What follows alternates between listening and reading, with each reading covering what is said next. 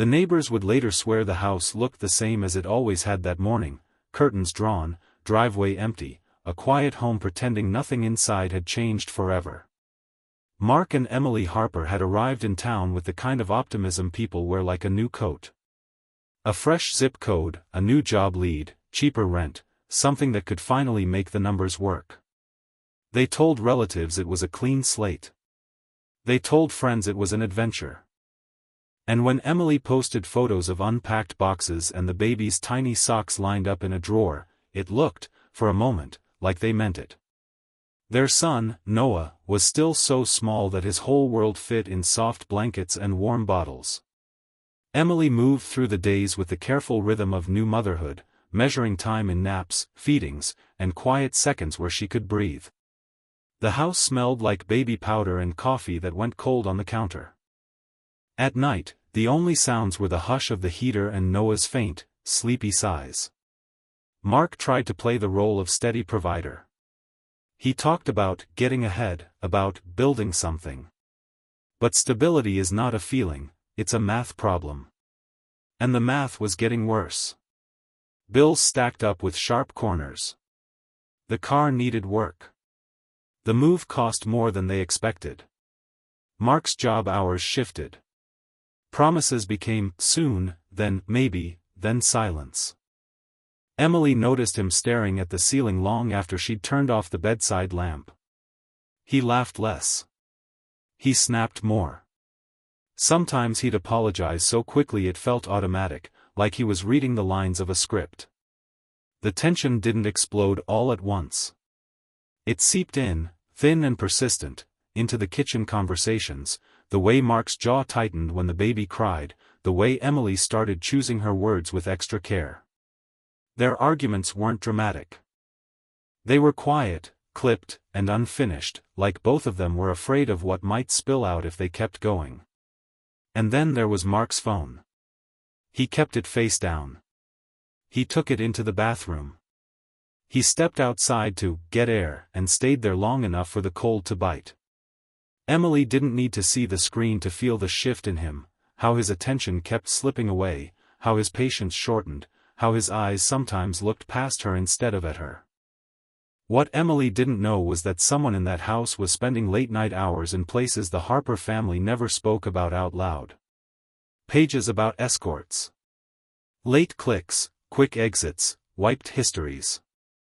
Searches that carried a darker weight, questions about violence, about self-harm, about what it would take to make a person disappear from their own life. The kind of searches that don't look like curiosity. The kind that read like rehearsal. In the daytime, Mark still kissed the top of Noah's head. Emily still tried to sound hopeful when she called her sister. They still looked like a young family doing their best. But inside that home, something was loosening, thread by thread, quietly, invisibly, and with terrifying speed. And the worst part was how ordinary the lead-up felt. Because the morning that would change everything began like any other, no sirens, no shouting, no warning at all. The last evening anyone could clearly place the Harper family together passed without witnesses, without alarms, without anything that would later stand out as a warning sign. Emily fed Noah in the bedroom, rocking slowly in the low amber light of a bedside lamp. Outside, winter pressed its face against the windows, cold and quiet. Mark moved through the house with restless energy, opening drawers, checking his phone, pacing as if he were waiting for a signal only he could hear. Sometime after midnight, the house went still. What happened in the early hours of that morning would never have an eyewitness. No neighbor heard raised voices. No nearby camera captured movement at the front door. The walls of the house kept their silence. Investigators would later say Emily and Noah were found in bed, covered carefully with the comforter, as though someone had wanted to spare them the sight of what had already been done. A small-caliber revolver had been used, one that did not belong to the home, one taken from a relative's secured collection. There were no signs of struggle in the room. No overturned furniture. No chaos. Just an eerie calm. The house itself looked untouched. Dishes sat where they'd been left. Noah's toys rested neatly near the couch. Emily's phone lay on the nightstand, its screen dark. To anyone passing by, it looked like a family still asleep. But Mark Harper was already gone. Within hours of the final moments inside that bedroom, he packed a bag, locked the door, and drove away. He did not call his parents. He did not call Emily's family. He did not leave a note. Airline records would later show he boarded an international flight that same day, leaving the country as though this were a business trip planned weeks in advance. Back home, time stretched thin. Emily's sister sent a message. No reply. Their mother called and left a voicemail, joking at first, then sounding confused. By the second day, the tone shifted, uneasy pauses, repeated attempts, the hollow sound of a phone ringing unanswered. Relatives told themselves reasonable lies. Maybe Emily was overwhelmed. Maybe Mark's phone was dead. Maybe they were catching up on sleep. By the third day, Uri turned sharp. A welfare check was requested. When officers arrived, they found the house locked and quiet. No movement. No sound. The air inside was heavy, unmoving, as if the home itself had been holding its breath. In the bedroom, under the neatly arranged comforter, they found Emily and Noah. The scene raised immediate questions. Why was the weapon missing? Why was there no note? Why had Mark vanished so completely, and so quickly? As the reality settled in, one thing became clear to investigators: whatever had happened in that house was not the result of chaos or impulse. It had been followed by planning and flight. While detectives began documenting the room, photographing every surface, measuring distances and angles, Mark Harper was thousands of miles away, silent, unreachable, and already telling a story that would not survive scrutiny.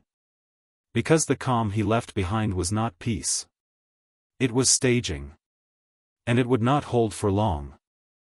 From the moment Mark Harper's name surfaced as a missing husband rather than a grieving one, investigators began working backward, retracing not just his steps, but his state of mind.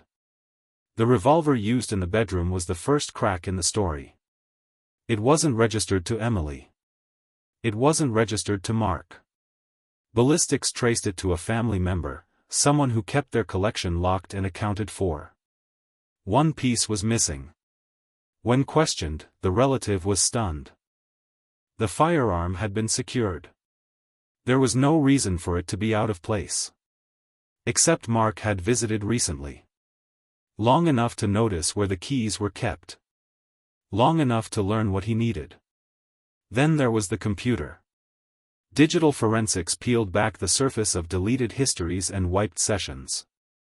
What emerged was unsettling, not because of any single search, but because of the pattern. Late-night queries about ending a life. About methods. About consequences.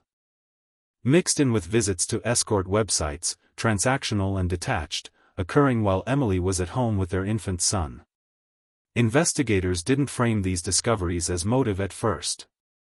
They framed them as context. A picture of a man pulling away from his life while still living inside it. Meanwhile, Mark resurfaced. From abroad, he contacted authorities through an attorney. His explanation was carefully measured, emotionally flat. He claimed he'd left town for space. He said Emily had been struggling. He suggested, without evidence, that she might have taken their son with her in a final act of despair. But the evidence refused to bend. Forensic specialists found no indication that Emily had handled the weapon. Her mental health history showed no warning signs consistent with such a claim. Friends described her as tired, yes, but deeply attached to her child, planning future visits, talking about holidays. And then there were the keys. When Mark was detained upon re-entering the country, officers found a set of house keys in his possession. When asked why he had them, Mark said he couldn't access the home. That he'd been locked out. That he'd left in a rush. The contradiction was noted. Logged. Filed away. Cell phone data placed him near the house during the critical window. Travel records confirmed the speed of his departure. Surveillance showed no signs of forced entry. No strangers. No third party. Piece by piece, the narrative Mark offered began to collapse under its own weight. Prosecutors saw intention. They saw preparation. They saw a man who solved his problems not by asking for help, but by removing what he believed stood in his way. Still, the defense pressed forward with its version of events. They argued exhaustion. Emotional overload. A tragic act by a struggling mother. They pointed to the calm scene, the lack of disorder, the quietness of the house. But calm does not equal innocence. And as the case moved closer to trial, one question hung over everything else. If Emily had truly been responsible, why had Mark run? Because innocent people don't vanish. They stay. And the truth, no matter how carefully hidden under a comforter, has a way of breathing through the seams. The trial unfolded in a courtroom packed with quiet tension, every bench filled with people searching Mark Harper's face for something: remorse, grief, humanity. What they found instead was distance. Prosecutors laid out the case slowly, deliberately, like bricks forming a wall with no gaps. They began with the timeline. The final night. The early morning hours. The locked house. The rapid departure. Jurors watched flight records appear on a screen, the departure time blinking like an accusation. Then came the physical evidence. Experts explained how the revolver had been used, how its origin traced back to a secured collection Mark had access to. They spoke calmly about angles, distances, and residue, details that stripped away any suggestion of chaos or panic. This had not been a frantic act. It had been controlled. The bedroom photos were shown carefully, respectfully. Emily and Noah had been placed beneath the comforter, positioned as though someone wanted them hidden, preserved, or forgotten. Prosecutors argued that this act alone spoke volumes, not of despair, but of consciousness. Someone had time. Someone had intention. Next came the digital trail. Jurors listened as investigators described the late-night searches. Not one isolated moment, but a progression. Questions growing darker. Curiosity turning into fixation. The escort sites were mentioned briefly, not to shame, but to show separation. A man disconnecting from his family while still sharing their roof. When Mark's statements were introduced, the room seemed to tighten. Video clips showed him calm, controlled, carefully choosing words. He spoke of confusion. Of disbelief. Of a wife he claimed was overwhelmed. But then the contradictions surfaced, one after another. He said he couldn't access the house. Yet keys were found in his pocket. He said he left for clarity. Yet he told no one. He said he believed Emily needed help. Yet he never called for it. The defense tried to slow the momentum. They painted Emily as exhausted, overwhelmed by new motherhood, isolated in a new town. They suggested the scene was peaceful because it was personal, private, tragic. But witnesses dismantled that image. Friends testified about Emily's plans, appointments, visits, messages sent just days before. Family members described her devotion, her protectiveness, the way her entire world revolved around her son. There was no farewell. No withdrawal. No signs of a goodbye. By the time closing arguments arrived, the question was no longer who had been responsible. It was why Mark Harper thought he could outrun the truth. The prosecutor's final words were measured but sharp: this was not a moment of loss. This was a decision followed by escape. Mark stared forward, expression unchanged. But the story had already slipped out of his control. And the jury was ready to speak. The jury deliberated in silence, sealed away from the noise of the courtroom, carrying with them weeks of testimony and a story that refused to offer any gentle explanations. When they returned, the room felt smaller. Mark Harper stood as the verdict was read. 2 counts. Premeditated. No hesitation in the jurors' voices. No confusion. The words landed with finality, each one closing another door. Emily's family wept quietly. Not loudly, not dramatically, just the kind of sound that comes from something breaking slowly after holding together for too long. Noah's name was spoken aloud, and the weight of his absence seemed to settle over everyone in the room. Mark showed little reaction. At sentencing, prosecutors spoke about choices. About planning. About the deliberate steps taken before and after the act inside that bedroom. They reminded the court that flight is not fear, it is awareness. The judge listened without interruption. When it was time to speak, Mark offered a statement that circled the truth without touching it. He spoke of loss. Of confusion. Of pain. He did not explain the searches. He did not explain the gun. He did not explain why he left the country instead of calling for help. The sentence followed swiftly. Life. No possibility of release. Not 1 lifetime, but 2 sentences, stacked, mirroring the 2 lives taken from that house. The judge's voice was steady as he described the impact: a child who would never grow up, a mother erased from the future she was building. Mark was led away without protest. In the months that followed, appeals were filed. Arguments repeated. Claims of misinterpretation, of unfair weight given to circumstantial evidence. But each appeal met the same wall. The evidence had spoken clearly. The keys. The searches. The missing revolver. The silence. The flight. Every attempt to reshape the narrative failed. For Emily's family, justice did not bring peace. It brought an ending, and endings, even the necessary ones, are heavy. The house was sold. The baby items were packed away. Holidays became quieter, marked by absence rather than celebration. The community remembered the Harpers not for how it ended, but for how normal it once looked. The reminder was unsettling, that devastation doesn't always announce itself with noise or chaos. Sometimes it arrives quietly. Sometimes it sleeps in the next room. And sometimes, the most dangerous moment is when someone decides their escape matters more than the lives they leave behind. Years later, the case still lingered in quiet conversations, spoken in lowered voices, as though volume alone might disturb what had already been laid to rest.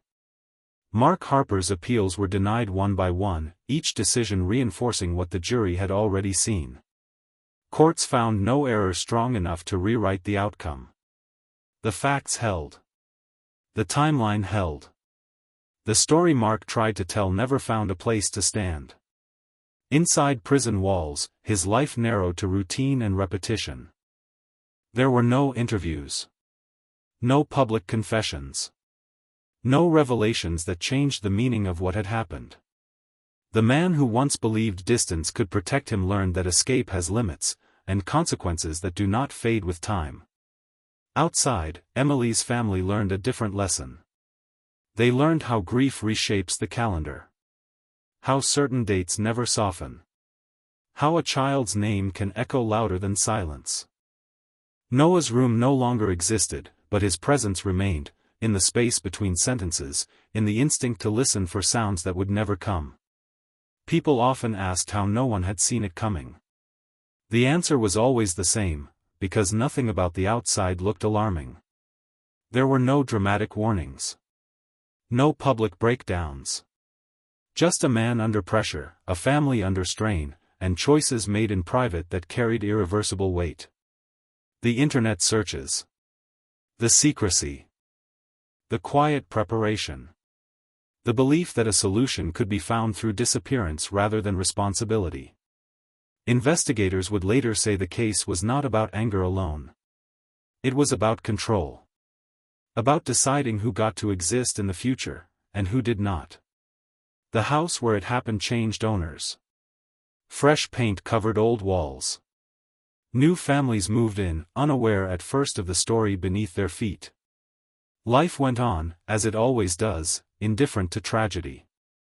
But memory did not. Emily Harper was remembered as gentle, careful, deeply devoted to her child. Noah was remembered for the life he never had the chance to live. Their story became a warning passed quietly between parents, partners, friends, a reminder that danger doesn't always look like chaos. Sometimes it looks like planning. Sometimes it looks like silence. And sometimes, it looks like a person packing a bag and leaving town, convinced the truth will stay buried under a blanket forever. But it never does. Because truth has a way of waiting. And when it rises, it brings every shadow into the light, no matter how far someone runs, or how carefully they think they've cleaned the room behind them.